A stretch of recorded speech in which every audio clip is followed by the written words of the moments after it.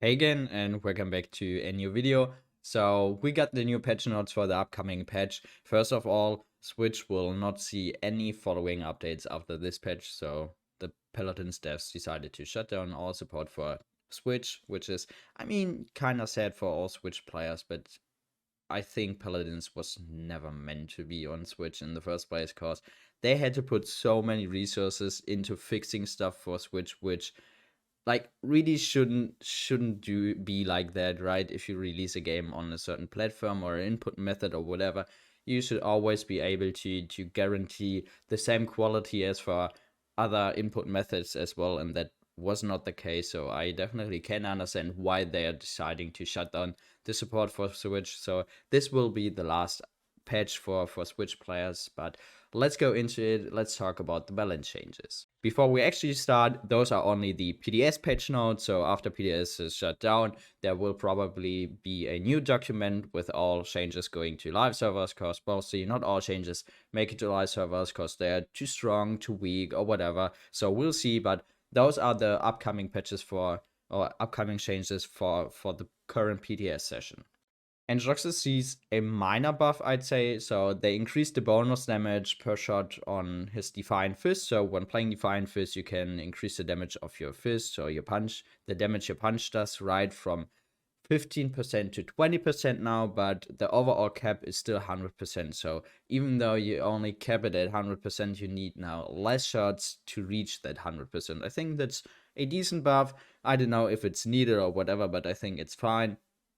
Besides that, they also swapped the default talent for Androxus, because they've had like Darkstalker, so where you split up your dashes is maybe a little bit too hard to get into Androxus, because all his other talents have not the separated dashes, they have the combined dashes. So they decided to put Defiant Fist as the default legendary and Darkstalker at level 8 unlock. I know many people like the champion as a point tank. I don't think it's a point tank, but Ash also got changed at Fortress Breaker, so the big shield legendary now has a little bit more HP. The scaling goes up from 2000 to 2500. I mean, there are cards where you can even increase the shield more, and I think it's a great legendary, but not definitely, not mainly for point. You don't have to play point with that. You can also play a pretty good off tank. I think Ash is an off tank, but that's a different type of video. So those are the Ash changes, just a little bit more HP on her shield. Oh boy, we all waited for some BK nerfs, right? BK mostly first ban, first pick, or second ban, second pick, whatever. Like, you know what I'm talking about, right? But I don't think those changes are enough, to be honest. I don't think this card was problematic, because there's a card when you detonate your bombs, you can increase your reload speed. They reduced the scaling on that. It went down, or it goes down from 6% to 4% per level now. I don't think this card is problematic. There are other cards being way stronger than this. His HP is quite good. Then he has the increased movement speed when detonating his bombs. All those cards are way better than this card, because they already nerfed this card in the past. Barely any BK uses this card anymore, and I think BK has a bigger problem than only his cards. I mean, sure, you can start with his cards to reduce his effectiveness, but maybe they have to look at his damage. I don't know. We'll have to see how this feels, but I don't think this will make a big difference, sadly. Okay, let's talk about Furia. So you probably all know that they introduced the support passive. So there are 3 different type of support passives, and I think on all other supports but Furia, they did a pretty good job deciding which legendary is getting which support passive. But I think on Furia they made the wrong decision. So Furia Solar Blessing got the support passive that she does 20% more healing, and the Cherish got the other support passives where she does a little bit more healing and a little bit of damage, so the hybrid version, so to say.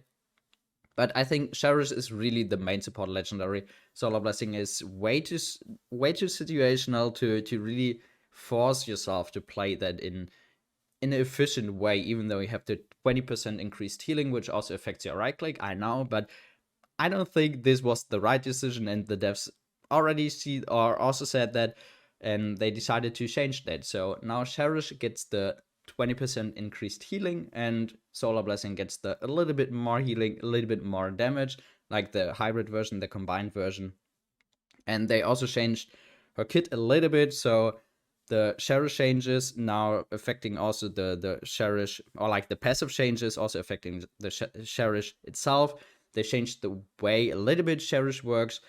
So in the past, cherish used to give more healing on those targets being lower HP. So just think about your tank being low HP. Your tank now gets a little bit more healing compared to being full HP. They now changed that, so you now deal more or heal more depending on the maximum HP of the target. So that means tanks get more healing than flanks compared to each other in some way, but I think that's a good change because it's 50% of your maximum HP. So percentage-wise, you'll get the same amount of healing, right? Because the tank has more HP. Yeah, number-wise they get more healing, but percentage-wise it's the same healing. I think that's good because you don't have to wait for your target being low HP. I think that's a good change. And they also changed the way Solar Blessing works. So usually you needed to stay in the beam to get the full heal, right? And now they added a little effect over time healing. So if you now enter a beam, or the healing beam travels through you, you now get an over time heal for 1.5 seconds. I don't know the numbers on that, but I think that's a good change because now you can heal multiple allies at once in some way. So you can send out your beam travels through 2 allies and both get the healing, and then you can decide to stop the beam so your tank can still sit in it. So even if it changed, you still can sit in it and get the full advantage of sitting in Furious Beam. I think those are good changes. Okay, so Imani is a log one. They changed their kit quite a bit. So you can swap between stances, right? You on the one side have the fire stance, on the other side you have the ice stance. And now they reduced the cooldown on shifting between those stances. So in the past, the cooldown was 6 seconds. I think there were cards where you could decrease the cooldown, but I mean, I'm not too sure. I'm not a Mani player, so I think that there was a card, but I might be wrong. But now they decreased the cooldown, the initial cooldown from swapping between stances to 1 second. So you only need 1 second or need to wait 1 second, so you can swap almost immediately between fire and ice. I think that's pretty good because in some situations you rather want to use the fire, you rather want to use the ice, and then you had to wait 6 seconds, right? So it's great that they're changing that. But with those changes coming also other changes, right? They decreased the cooldown on her right click abilities a little bit. So when being in fire stance, you have the Inferno Cannon, right? The fire beam, which is melting a lot of players or melting a lot of tanks, whatever you want to call it, right? And when being in ice stance, you have the Frost Bomb. So the root, the big ice bomb coming out, rooting enemies, now have decreased cooldown from 15 seconds to 13 seconds. I think it's still a pretty long cooldown, but that's a good change in my opinion. Because I mean, 2 seconds maybe sounds not a lot, but I think it makes probably a lot of difference, especially when being able to just swap forms immediately, almost immediately. But because the form swap is now 1 second, they also changed some cards. So there were a few cards which have like an effect when swapping stances, you could reduce the cooldown of another cooldown or whatever, like of another ability. They now reduce that or try to balance that when bring in internal cooldowns on that. So when having cooldown cards which were affected by swapping stances, they now have a 5 second internal cooldown. So you cannot just immediately swap forms to reduce the cooldown of another ability or get a shield or whatever cards those were. I think this is actually pretty great change. I didn't understand why there was such a long cooldown in the beginning when she got reduced, but when she got introduced. But I think that's a good change. I really like that.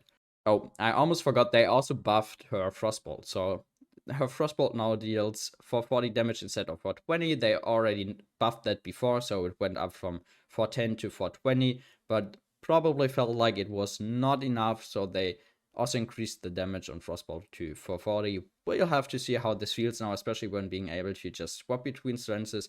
Like, as I said, overall good changes for Imani. I really like that.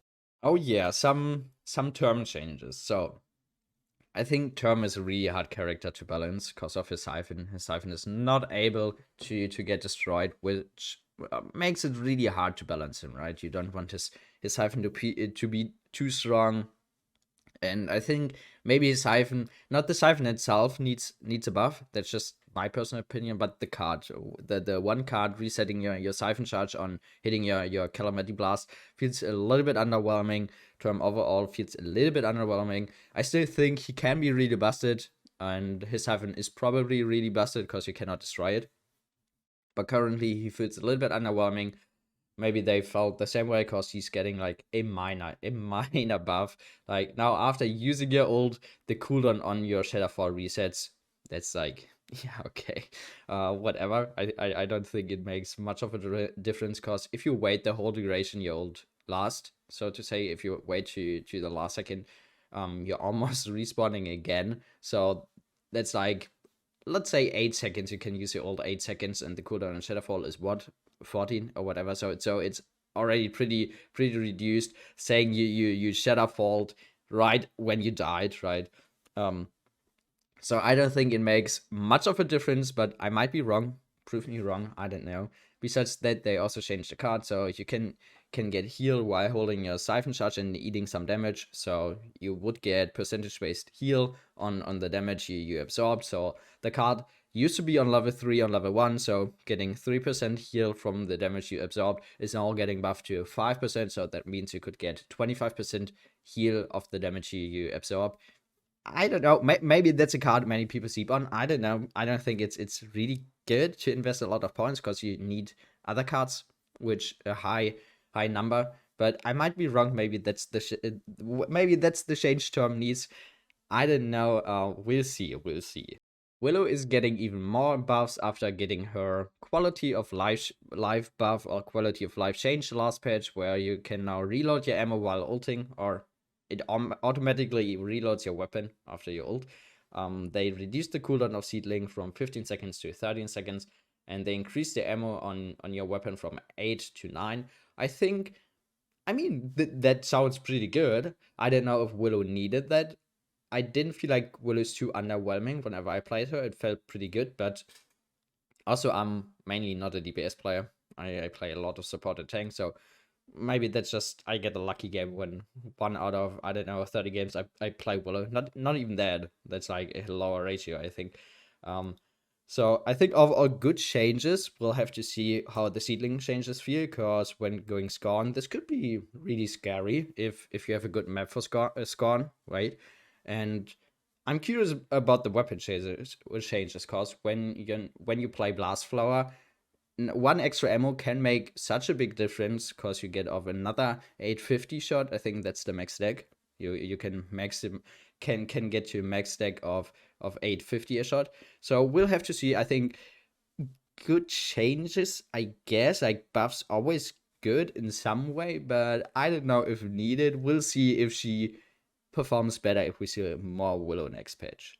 And finally also some Vato changes. I don't think those are enough, but let me get to them. So you all know that Vato has damage reduction when using his dash, right? A short duration after his dash, he used to get 50% damage reduction.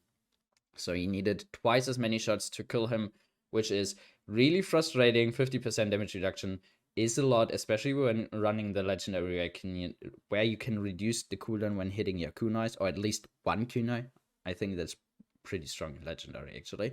But you can get a lot of dashes, right? Especially because the cooldown is also pretty low. And they now reduced the damage reduction to 25%. I don't think it's enough. I think Vato is still really good, because Vato has a really strong kit. He has a stun where he can secure kills easily. You cannot do a lot against that. You can get resilience, but mostly enough to still kill you. Then he has a lot of mobility, which he can even increase when running the cooldown reduction legendary, right? And he's just super mobile, super hard to kill, especially with the damage reduction. In my opinion, they should have removed that completely, like no damage reduction on dash, but we'll have to see how this works. Maybe that's enough. I doubt that, but maybe that's enough.